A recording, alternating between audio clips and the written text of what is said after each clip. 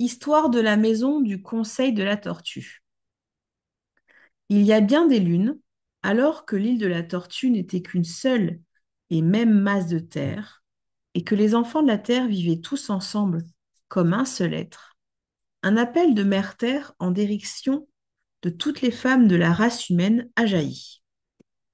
Cette prière s'est répercutée en écho dans les cœurs des femmes du monde entier à travers les siècles, et elle continue toujours d'y exprimer le plus pur des désirs de Mère Terre. Que les femmes prennent leur place de gardiennes de la beauté, de l'harmonie, de l'égalité et de la paix. Durant ces temps anciens, les femmes n'étaient pas sûres de ce qu'était leur rôle, mais elles se sont efforcées de préserver le legs de la femme sur la planète. Cela se passait avant l'apparition des religions du matriarcat, qui célébreraient plus tard le culte de la Grande-Mère. En fait, cette histoire commença alors que la Terre venait tout juste de naître et que de son corps qui se refroidissait s'élevait de la vapeur en créant une atmosphère tropicale où les enfants de la Terre allaient et venaient nus sans aucune honte. De grands reptiles et des mammifères parcouraient la Terre, se régalant de la végétation luxuriante. Les humains ne manquaient de rien parce que la nourriture poussait en abondance et que tous les enfants de la Terre vivaient en harmonie. Cette période fut appelée par les grands-mères le premier monde d'amour. La lumière de Grand-Père Soleil symbolisait l'amour constant qui guidait les premiers êtres humains qui appartenaient au peuple des origines. La tribu de la Terre, appelée humains, ne connaissait pas la séparation parce que hommes et femmes se respectaient et se considéraient comme égaux. Pour ces êtres humains, il n'y avait pas de conflit entre les genres. Chaque sexe avait des rôles d'importance égale dans la création, et l'un comme l'autre s'acquittaient joyeusement de leurs tâches, avec amour et d'une façon bénéfique à tous les humains, ainsi qu'aux animaux et aux plantes. Sur une année, chaque parcours de la rotation de la Terre autour du Soleil était marqué par 13 cycles de grand-mère lune. Alors que de nouvelles générations naissaient, l'amour que grand-père Soleil donnait librement à toutes les formes de vie devint une source de bien-être qui marquait l'alternance du jour et de la nuit, distinguant les soleils des sommeils. La lumière dorée de son amour était aussi source de chaleur, parce qu'en ce temps-là, l'humanité n'avait pas découvert le mystère du feu ni comment le dompter.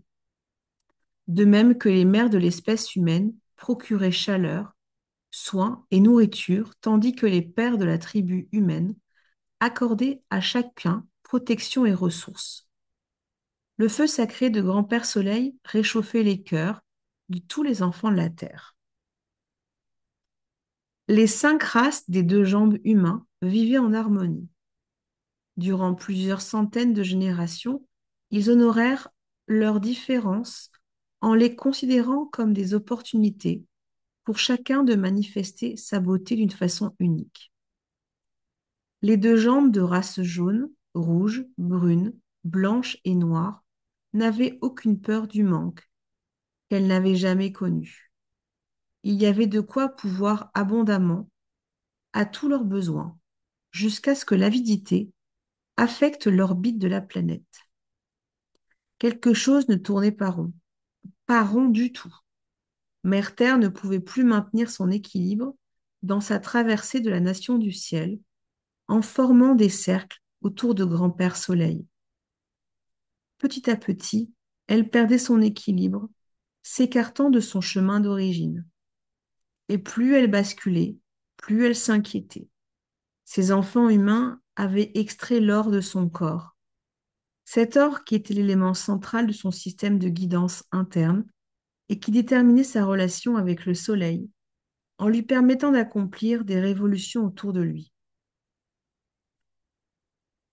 Ce fut durant cette période où le climat commença à changer subtilement que la jalousie commença à montrer son affreux visage et la peur à s'emparer des cœurs des 2 jambes.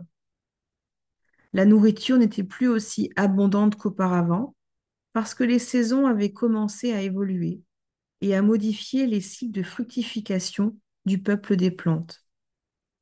Les différentes races de l'espèce humaine se mirent à rechercher la compagnie de leurs semblables en particulier, créant ainsi la première séparation dans la tribu de ceux qu'on appelait les humains. Ces deux jambes commencèrent à croire qu'il fallait constituer des clans ou familles de même race pour protéger leurs réserves de nourriture, en les destinant seulement à ceux et celles qui avaient la même couleur de peau. Grand-père Soleil aimait tous ses enfants de la même façon et sans exception. Aussi son cœur fut-il attristé de voir le chemin tordu que ses enfants humains avaient pris. La séparation des humains entre eux se poursuivit alors que le corps de Mère Terre était tailladé pour en extraire l'or qui était ensuite entassé par cupidité. Dans leur confusion, les enfants humains croyaient que l'or était la manifestation de l'amour de Grand-Père Soleil et que sa lumière pouvait ainsi être accumulée. Ils s'étaient mis à croire que les deux jambes, qui posséderaient la plus grande quantité de ce métal précieux, pourraient gouverner les autres. Les deux jambes de la race jaune commencèrent à réduire les autres en esclavage jusqu'à ce que l'avidité eût fait disparaître toute idée d'égalité. Alors que cette idée, même qui avait permis à l'amour inconditionnel de régner sur le premier monde. Physiquement, les hommes étaient forts. Ils commencèrent à chasser et à stocker de la nourriture afin de dominer les femmes, créant ainsi toujours plus de séparation et de blessures. La mauvaise compréhension du feu sacré de Grand-Père Soleil et de la couleur jaune qui représente l'éternelle flamme d'amour et la lumière provoqua une mauvaise utilisation de l'or et détériora le projet originel du premier monde. Mère Terre ne put davantage supporter les pleurs de ses enfants, devenus les enfants de la douleur, parce que l'amour avait été perdu. Il fallait que le premier monde soit détruit par ce même feu sacré de l'amour inconditionnel, afin de purifier la planète mère et de rendre un nouveau commencement possible. Car le feu sacré de l'amour y avait été remplacé par le feu de l'or, qui était devenu dévorant d'avidité, de besoin de possession et de contrôle. Grand-mère Lune s'adressa à sa fille, Mère Terre, et lui exposa une idée venue du plus profond de son cœur. Ô ma fille, ne te lamente pas pour ce qui ne peut être changé. À l'intérieur de toi, il y a beaucoup d'amour et de compassion qui peuvent être utilisés afin de guérir les cœurs brisés de ces enfants de la douleur.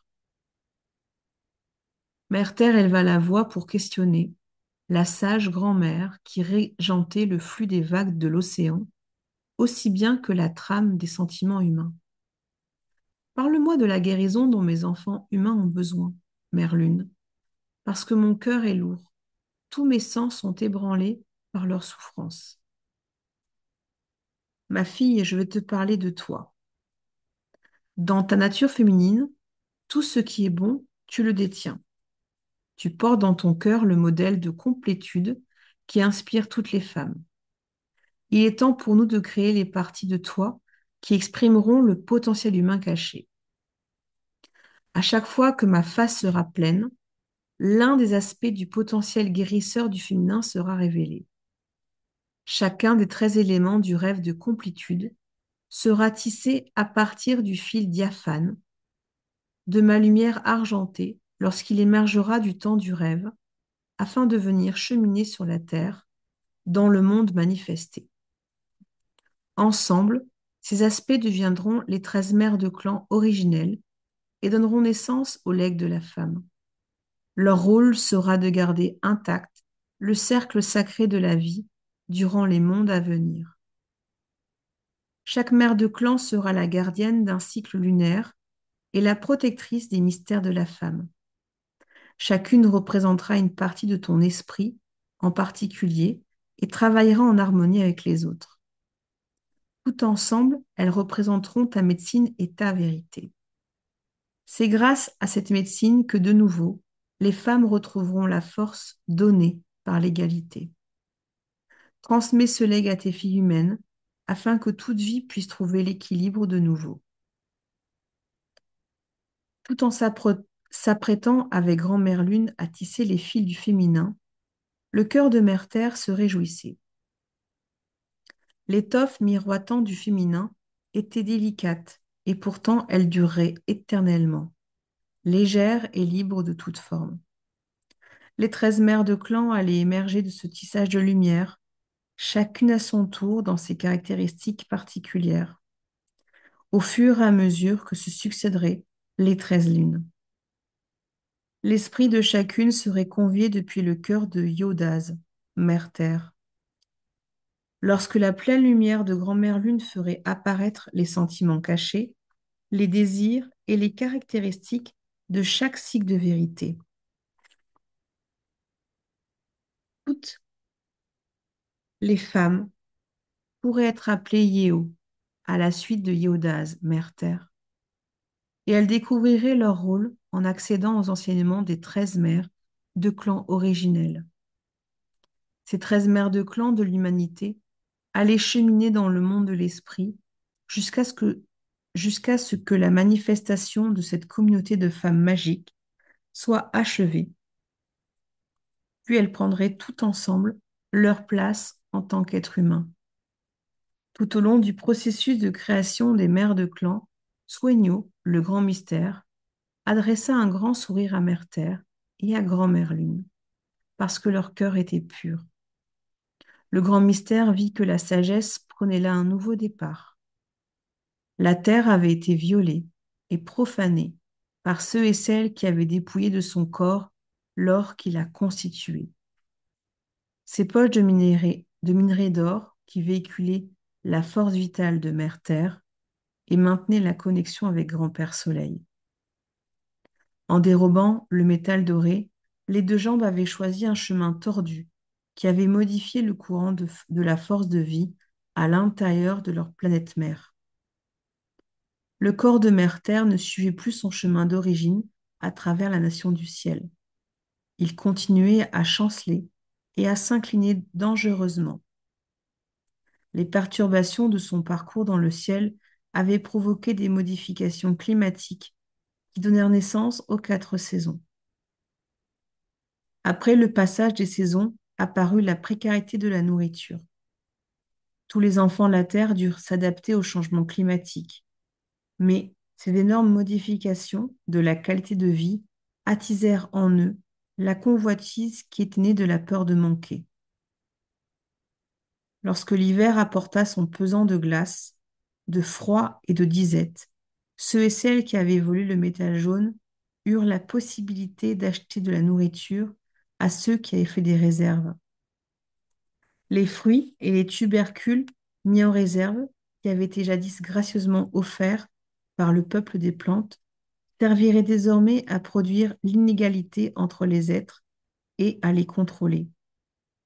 L'avidité provoqua la famine de bien des humains et incita les autres à suivre un chemin tordu en creusant la terre encore davantage pour extraire l'or qui leur permettrait de survivre en achetant de la nourriture. Martha envoya un appel à tous ceux et celles qui faisaient partie de la création.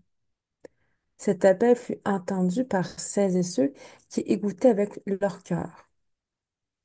Je suis en train de donner naissance à un héritage qui suscitera le meilleur chez tous les êtres humains, cria-t-elle.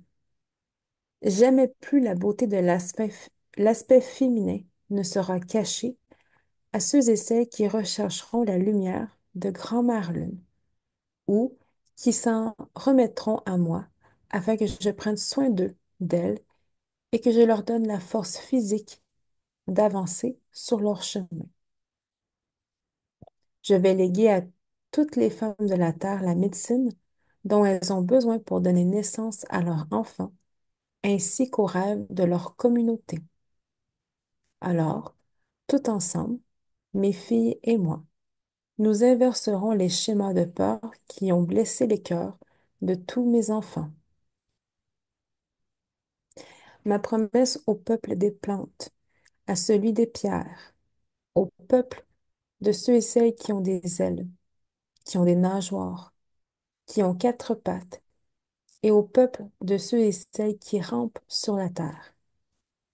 C'est que ma compassion et mon amour seront présents chez les deux jambes nommées Éo, chez la femme. Cela pourra prendre du temps et requérir l'aide d'autres relations de la famille planétaire.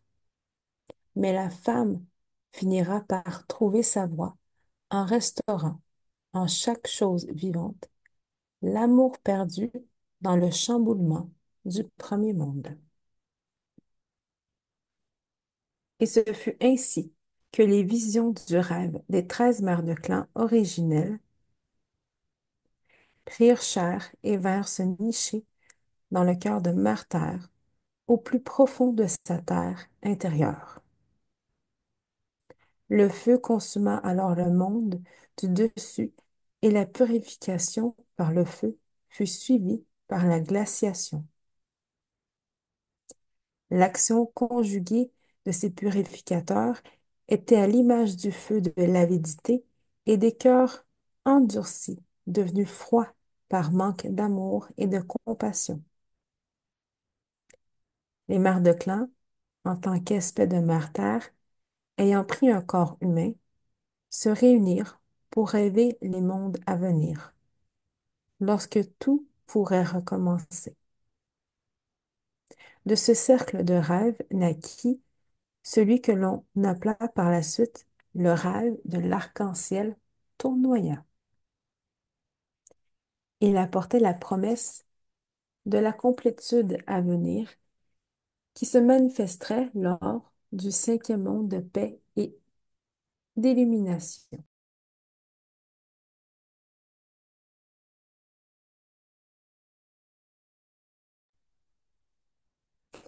Les mères de clan allongèrent leur tout nouveau corps humain en formant un cercle sur la terre.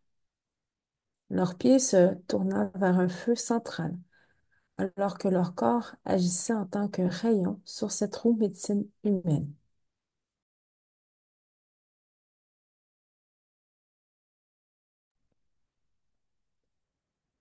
Elles rêvèrent durant 4 soleils et 4 sommeils. Au cours du premier soleil, elles firent le rêve de l'illumination venue de l'Est, et elles virent comment il serait possible de mieux comprendre l'ouverture de la porte dorée qui mène à tous les autres niveaux de conscience et d'imagination. Elles rêvèrent des leçons qu'apporteraient les mondes à venir et la façon dont chaque femme pourrait contribuer, par ses talents, à faire en sorte que ces mondes soient emplis d'harmonie, de vérité, d'égalité et de paix. La vision de chaque mère de clan était différente, car chacune disposait d'une façon unique de concevoir sa médecine personnelle. La compréhension de la vie et du souffle de vie qui soutient tous les êtres humains durant les progrès de leur marche terrestre s'infiltra dans les sens des rêveuses.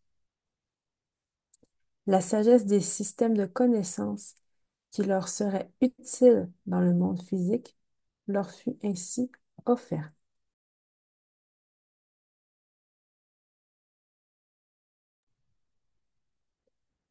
Le rêve se prolongea durant le deuxième soleil, alors que leur vision faisait place aux leçons du Sud. Chaque femme vit de quelle manière elle pourrait contribuer à briser les schémas comportementaux qui avaient réduit la tribu humaine en esclavage.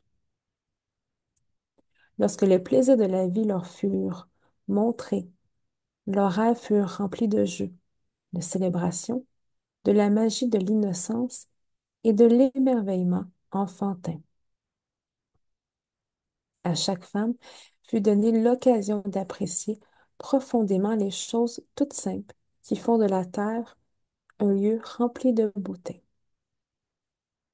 Le rêve continua et elles découvrirent les leçons de l'humilité ainsi que les conséquences du sentiment d'importance de soi et de la suffisance. À chacune fut montrée l'abondance que le groupe pouvait créer à travers son unité et comment ils pourraient travailler ensemble afin de transmettre à l'humanité le legs collectif de complétude.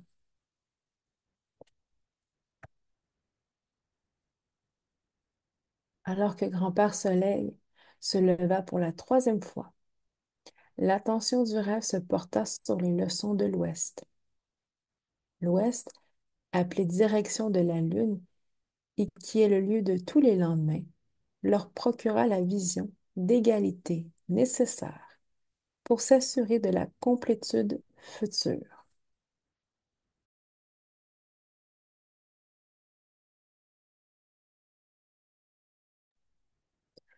Lorsqu'elles firent honneur au talent et à l'espace sacré de chacune et de toutes les formes de vie, le cercle fut enveloppé dans un sentiment d'unité, tandis que fut révélée la beauté unique de chacune des femmes assemblées. La préservation des traditions et l'abondance sur la planète mère firent leur apparition, lorsque chaque femme put voir quel était son rôle spécifique en tant que gardienne de la fertilité et de la vérité, la capacité d'entrer dans son propre cœur et de connaître la vérité afin de prendre des décisions équilibrées, fit alors partie du rêve de l'arc-en-ciel tournoyant. Les fonctions des cycles de grand-mère lune et la manière dont chaque femme pouvait trouver ces mêmes rythmes à l'intérieur d'elle se mirent à tournoyer dans les visions de chaque mère de clan. Alors que le rêve de l'arc-en-ciel tournoyant leur apportait des visions concernant un futur lointain où la tribu humaine se mélangerait. Les événements à venir dans l'histoire de l'humanité leur furent révélés. La paix et l'illumination qui avaient été présentes dans le premier monde seraient de retour lorsque la tribu humaine aura achevé son apprentissage à travers ses épreuves et ses erreurs. La révélation finale de l'accomplissement, lorsque tout aurait été guéri, amena l'aube d'un nouveau soleil. La lumière de Grand-Père Soleil recouvrait une fois de plus le monde d'en haut de sa gloire teintée de rose.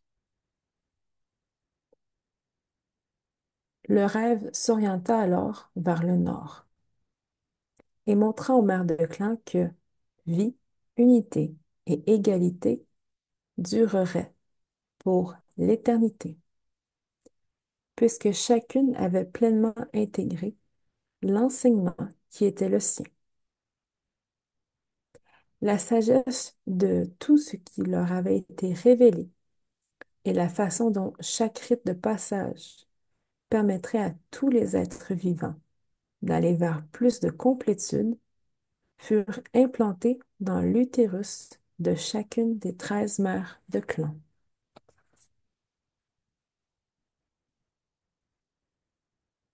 Nichés dans la chaude obscurité de l'espace de leur utérus, dans ces lieux d'harmonie et de vision qu'étaient les bols médecines intérieures de ces grands-mères, le rêve de l'arc-en-ciel tournoyant pourrait grandir et porter ses fruits. La vision du Nord leur fit alors cadeau de la gratitude qui permit à chaque femme de remercier du fond de son cœur pour la vision de complétude qu'elles avaient reçue.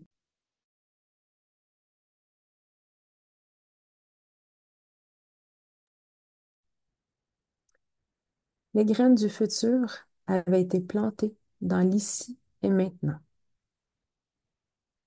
Il, il serait fait honneur aux rêves de chaque enfant humain de la Terre, car ils étaient nécessaires et inséparables du tout qu'ensemble ils formaient. Ces grands-mères de l'humanité seraient à jamais enceintes des apprentissages, des aspirations et des défis rencontrés par les enfants de la Terre. Les rêves de toutes nos relations étaient liés les uns aux autres par le cercle sacré du rêve de la complétude qui se manifesterait un jour.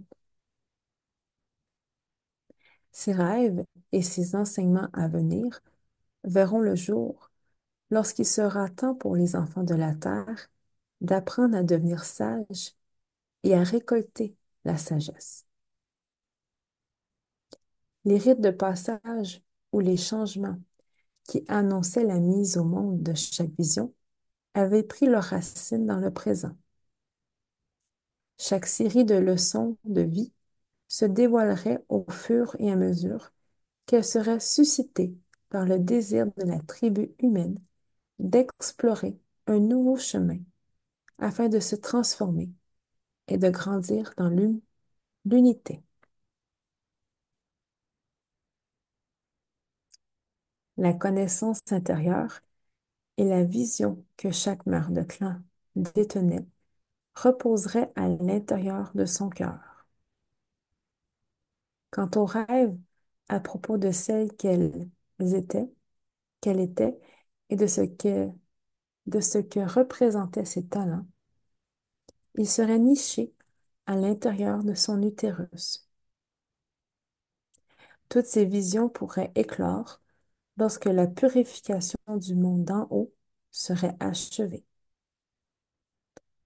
Lors des soleils et des sommeils qui suivraient, il faudrait donner naissance à la promesse contenue à l'intérieur du rêve de l'arc-en-ciel tournoyant. Cette promesse pourrait être vue dans le monde entier lorsque les lumières de la complétude apparaîtraient. Le feu qui leur avait procuré de la chaleur pendant les 4 soleils et les 4 sommeils qu'avait duré leur rêve se mit à s'agiter et à changer de forme. Le cœur de Martha commença à devenir vivant et à émerger du plus profond de la terre intérieure, tel un soleil naissant enflammé. Ce cœur de flamme commença à battre avec un rythme particulier, celui qui allait permettre à toutes nos relations de ressentir leur connexion profonde avec leur véritable mère, ainsi que l'amour qu'elle leur portait. Les mères de clan se tenaient debout tout autour de ce cœur battant, et de nouveau, elles firent corps avec lui. Le feu d'amour qui brûlait en chacune les traversa et se mit à voyager jusqu'à sortir de la terre intérieure en créant l'aurore boréale. Les rayons de la lumière jaillissaient de l'arc-en-ciel, répandaient la nouvelle. La promesse du rêve de l'arc-en-ciel tournoyant était en train de se réaliser et jamais plus la terre ne serait détruite par le feu. Les couleurs de l'aurore, en touchant la nation du ciel, signalaient que l'enseignement pour la guérison du monde avait commencé. La nation humaine devrait apprendre chacune des leçons de la roue de médecine avant de pouvoir revendiquer l'accomplissement de sa complétude spirituelle. L'amour de Martha était présent dans chacun des rayons colorés qui dansaient sur le manteau indigo de la nation du ciel, tous tout constellé d'étoiles.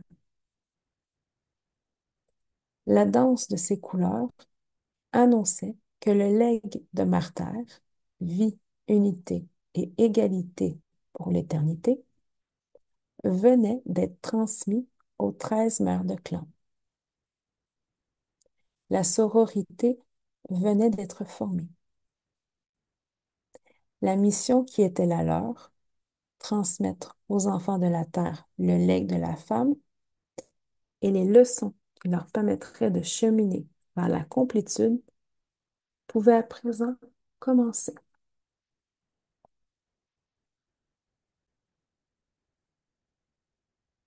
Lorsque la purification du monde d'en haut fut achevée, 12 des 13 mères de clan émergèrent de la terre intérieure, accompagnées des fervents humains qui avaient choisi de repeupler le monde.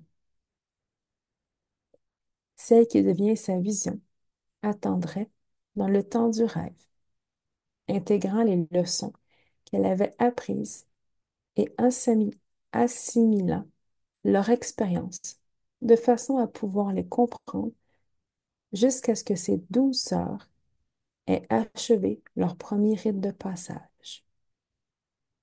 Ensuite, celle qui devient sa vision acco- accomplirait son propre rite de passage et elle rejoindrait les autres lorsqu'elle serait devenue l'incarnation, l'incarnation de son rêve en prenant une forme humaine. Par la suite, les mères de clan réunies bâtiraient la première maison du Conseil de la Tortue, qui deviendrait la demeure de la sororité. La moitié de la maison serait construite au-dessus du niveau du sol pour que l'obscurité de son ventre soit emplie du riche parfum du souffle de Martyr. Le toit, en forme de dôme, serait recouvert de boue, de feuilles et de pierres pour donner forme à la carapace de grand-mère tortue.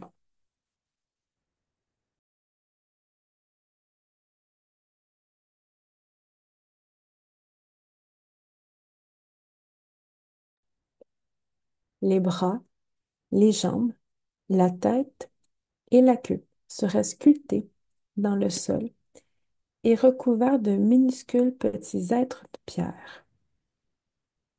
Le site sur lequel la future maison du conseil serait construite aura été choisi par Martyr.